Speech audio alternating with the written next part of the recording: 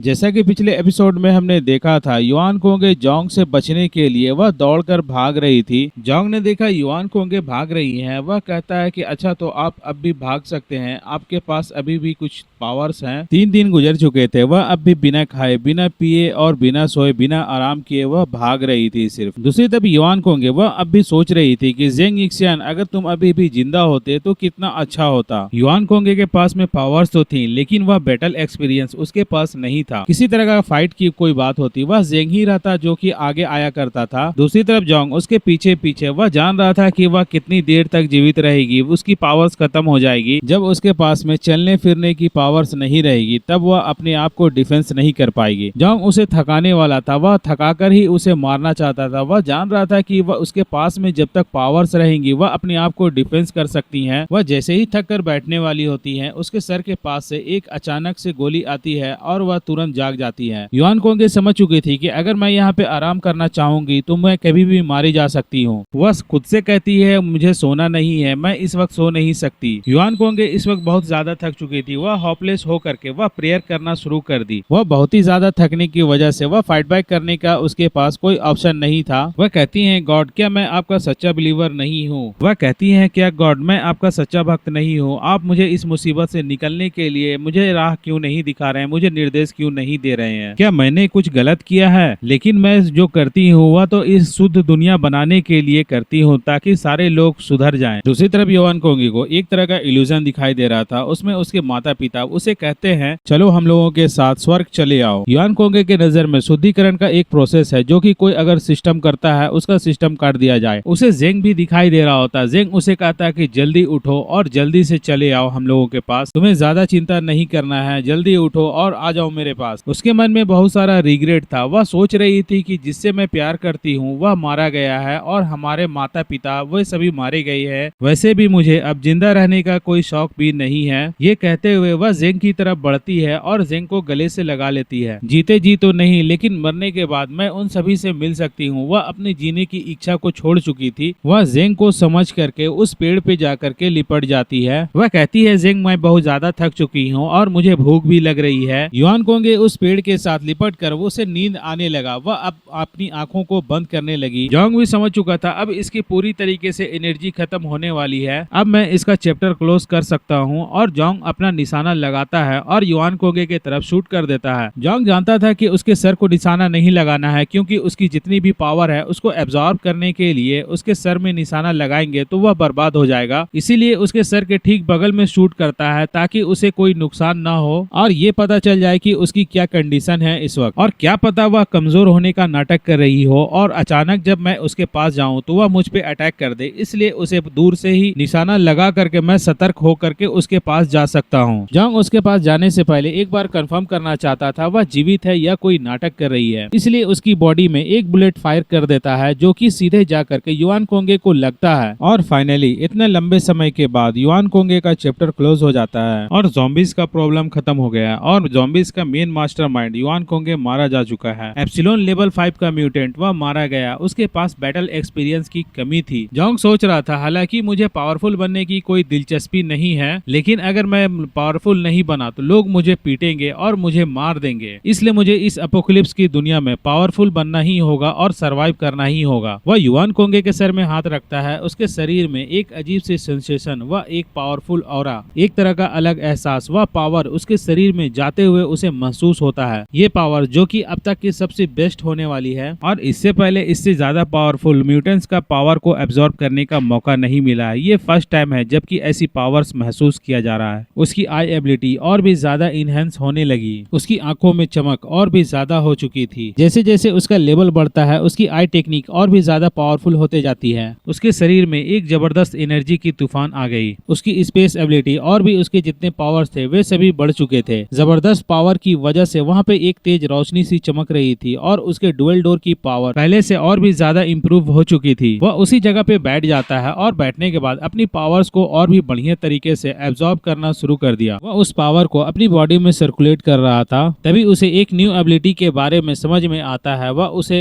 अपनी हाथों में कंडेंस करता है। वह किसी बिजली की तरह चमक रहा था। यह एक डिस्ट्रक्शन पावर थी जो कि सब कुछ तबाह कर देगा। जोंग को समझ में आ चुका था कि ये एक तरह का पावर है जिसे फेक करके मारा जा सकता है वह उस पावर को और भी बढ़िया तरीके से समझने के लिए सामने की तरफ एक पहाड़ पे शूट करता है, जो कि बहुत तेजी से बिजली की तरह सामने की ओर पहाड़ पे चला जाता है और अचानक वहाँ पे एक जोर का ब्लास्ट होता है। वह ब्लास्ट बहुत ही ज्यादा खतरनाक और ब्लैक होल की तरह था, जो कि हर कुछ निगल सकता है। अगर ये पावर्स के साथ मैं युआन कोंगे से फाइट करता तो उसे एक ही अटैक में मार सकता था और उसका डिफेंस शील्ड को भी एक बार में खत्म किया जा सकता था। वहाँ पे बर्फ के पहाड़ में एक बहुत बड़ा होल हो चुका था। जोंग इस पावर को, इस अटैक को वाइड पावर या शून्य की शक्ति का अटैक नाम देता है। ये वाइड पावर जो कि सब कुछ निगल सकता है, सब कुछ खत्म कर सकता है और डुअल डोर डायमेंशन के साथ वह कहीं भी टेलीपोर्ट कर सकता है। और मुझे ऐसा नहीं लगता कि अगर इस वाइड पावर के साथ मैं अटैक जब करूंगा तो कोई ऐसा है जो कि इस दुनिया में जो कि मेरे इस पावर के साथ बच सके, क्योंकि वाइड पावर एक बहुत ही जबरदस्त डिस्ट्रक्शन के साथ हर कुछ को निगल सकता है। लेकिन मैं अधिक संतुष्ट नहीं हो सकता। ओवर कॉन्फिडेंस के साथ मैं मारा जा सकता हूँ। मैं अपने आप को ज्यादा शक्तिशाली नहीं समझ सकता, ज्यादा घमंड नहीं कर सकता, जैसे कि युआन कोंगे अपने आप को ज्यादा शक्तिशाली समझा करती थी। और जोंग को याद आता है कि हमारे टीम के लोग वो बहुत ही ज्यादा चिंतित होंगे, इसलिए उन लोगों को कॉल करके इन्फॉर्म कर देता हूँ कि युआन कोंगे मारी जा चुकी हैं और मैं सुरक्षित हूँ, मैं घर आ रहा हूँ। अंकल यू भी कॉल पे बात कर रहे थे। वह कहते हैं कि अच्छा है, ये एक गुड न्यूज है। जोंग अंकल से पूछता है कि अब आप लोग कहाँ हैं और बाकी इन्वेस्टिगेशन टीम के लोग कहाँ हैं, और अंकल बताते हैं कि हम लोग तो विला में वापस आ गए हैं और बाकी सारे लोग भी अपनी अपनी बेस में चले गए हैं और चौ बेस का डिंगाई वह मारा जा चुका है और इन्वेस्टिगेशन टीम के लोग वह किंग बेस पे जिंगटियान के साथ चले गए हैं वहाँ पे रेस्ट करने के लिए। वे सभी अपनी इंजरीज को हील करने के लिए चले गए हैं और केन की भी हालत खराब है। जोंग भी कहता है कि अच्छा ठीक है, उसके बाद मैं आता हूँ और बात करता हूँ। इसी तरीके से कॉल काट करके वह जोंग चला आता है अपनी विला के अंदर। उसके विला में सभी को पता चल चुका था कि जोंग वापस आ रहा है और उसकी स्वागत के लिए सभी लोग वहाँ पे आ चुके थे। जोंग के टीम के लोग उसके स्वागत करने के लिए दरवाजे के पास आ चुके थे, सभी इंतजार कर रहे थे। तभी दिखाया जाता है कि जोंग अपने विला में पहुंच चुका होता है। वह दरवाजा खोलता है और अंदर आता है। वह देखता है कि सभी उसके इंतजार में थे और हुआ अपनी पीठ में बैठा करके अपने सारे टीम के लोगों को लेकर के विला में आ चुकी थी और हुआ जोंग को जैसे ही देखती है उसके पास तुरंत चली जाती है। आने वाले वक्त में हुआ जोंग का एक बेहतरीन साथी बनने वाली है और जोंग के विला में रहने वाले जितने भी लोग थे वे सभी जोंग को अपने अपनी अंदाज में वेलकम करते हैं। जोंग के वापस आ जाने की वजह से उनके विला के सारे लोग बहुत ही ज्यादा खुश थे और खास करके उसकी दोनों वाइफ। वह तुरंत आकर के जोंग को गले लगाना चाहती थी, लेकिन जोंग उसे रोक देता है। वह कहता है कि पहले मैं आराम करना चाहता हूँ, पहले मैं रेस्ट करूंगा, उसके बाद मैं सारा डिटेल और सारा कुछ आप लोगों से बात करूंगा। वह तुरंत आता है और आने के बाद अपनी बेड पे चला जाता है। उसे बहुत ही ज्यादा नींद आ रही थी। वह बहुत ही लंबे समय से सोया नहीं था। युआन कोंगे को मारने की चक्कर में 3 दिन और 3 रातों से उसे दौड़ा रहा था। बहुत ही लंबे समय के बाद वह अपनी बेड में आ करके आराम कर रहा था।